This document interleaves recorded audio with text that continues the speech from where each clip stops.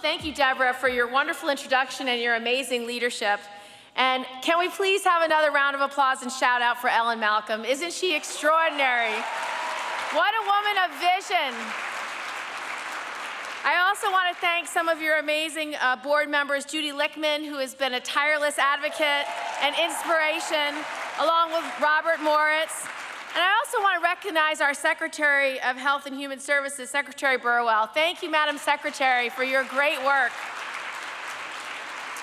So I know one of our most important members of the U.S. Senate, but certainly one of my greatest role models and mentors, Barbara Mikulski, is here tonight.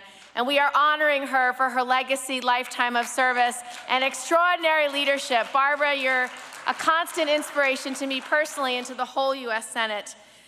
I also want to congratulate the National Partnership on an amazing 45 years. I wish I could say I was only 45 years old, but I've passed that mark. But congratulations to the work you've done. Back in 1971, in most families, the world was really different. Men went to the office and women stayed at home, and it was rarely a choice. But today, our workplace is so different. 8 out of 10 moms are working. 4 out of 10 moms are primary or sole breadwinners. Women are playing a more and more important role in our economy. So we need to make sure that our policies are keeping up with the times. No one can deny that we've made incredible progress in the last 45 years, but we still have so much work to be done. We are literally still the only industrialized country in the world that doesn't guarantee its citizens some form of paid leave. Now, that might have been acceptable in 1971, but it's not helping anyone today. Already, we've seen a number of states pass their own laws modernizing their workplace policies. In New York State, for example, we just passed the most recent paid leave bill guaranteeing all workers 3 months paid leave.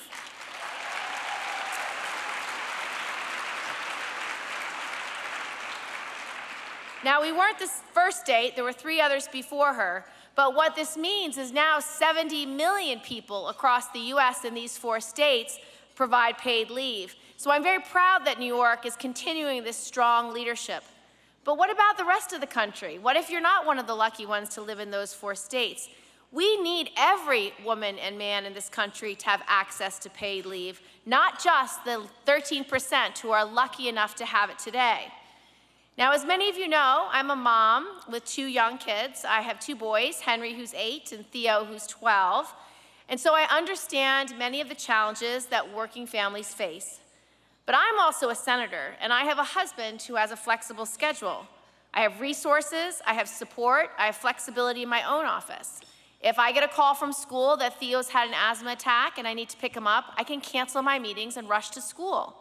How many parents today have that flexibility? How many moms and dads can tell their boss that they can't come into work because they need to stay at home with a sick child?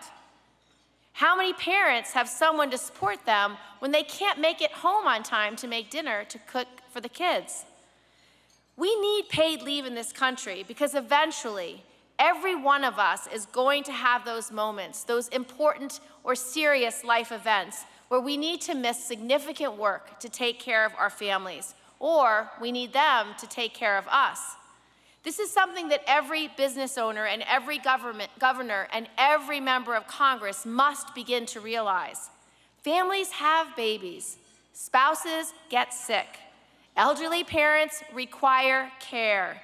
These are simple and typical life events, and we know they can create a serious financial burden for employees who have to take time off without pay. But let me tell you a story about one of my constituents who had it a lot harder than many of us will ever have. Her name was Anisha, and she's from Brooklyn. When she was 24, she became pregnant with her 2nd child. She wasn't married, she lived with her mom, and her mother was quite ill. Her mother suffered from schizophrenia, which means Anisha does all the earning for her family. She's the sole breadwinner. Just 2 weeks after Anisha gave birth to her baby son, she had no notice and she had no choice but had to go back to work. A very physical, labor-intensive job, working with patients as a personal care assistant.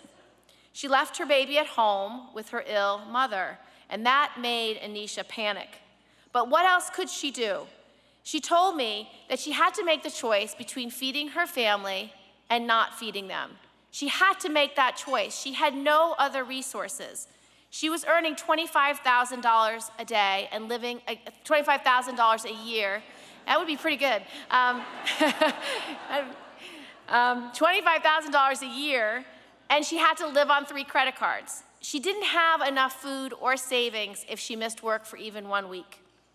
So that's a pretty serious place for a mom to be. And so in the first 6 months after her son was born, her building management came to her 3 times to threaten her with eviction. So all the time she kept working, spiraling into depression herself, because she couldn't take care of her own baby in the way she was taking care of her own patients. So I know everyone in this room has a family member, a friend, a neighbor who has a similar difficult story. So we truly need new policies to reflect the realities of this country today. Anisha told me that if she had paid leave, she would have been able to stay afloat until she went back to work, and she would have been mentally and physically able to do it. So let's not forget, life events like what Anisha went through also create a serious financial burden on our businesses. Every time a business has to hire or train a replacement worker because their employee had no paid leave and had to quit, it's very expensive. In fact, we spend $3 billion on replacement workers. When an employee is sitting at his desk while his wife is at the hospital and he's stuck in the office because he doesn't have paid leave and able to care for her, he's not going to focus on his work, and that means lower morale and productivity for that company. And we're taking a financial and economic hit for our lack of vision. It's an artificial drag on the US economy. Right now, for American men who leave the labor force because they don't have paid leave, they're going to lose about $280,000 in their lifetime in pay and benefits. For women, obviously, it's even more. It's about $320,000 over their lifetimes. That less money means less spending power, it means less investment, it means a slower growing economy.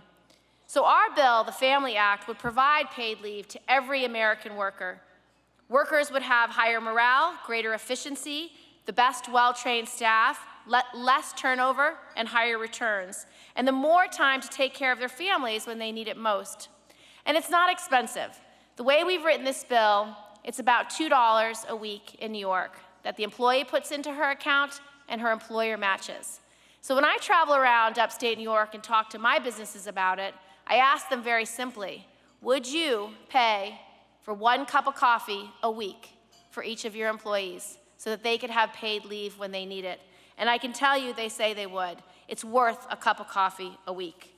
So I know that everyone in this room has a place where they can be heard, has a voice they can use to speak out with. I believe this is the most important priority for our national economic agenda. And I believe with the voices of the women in this room, we can truly make this happen, and we can have a national paid leave plan. Thank you so much.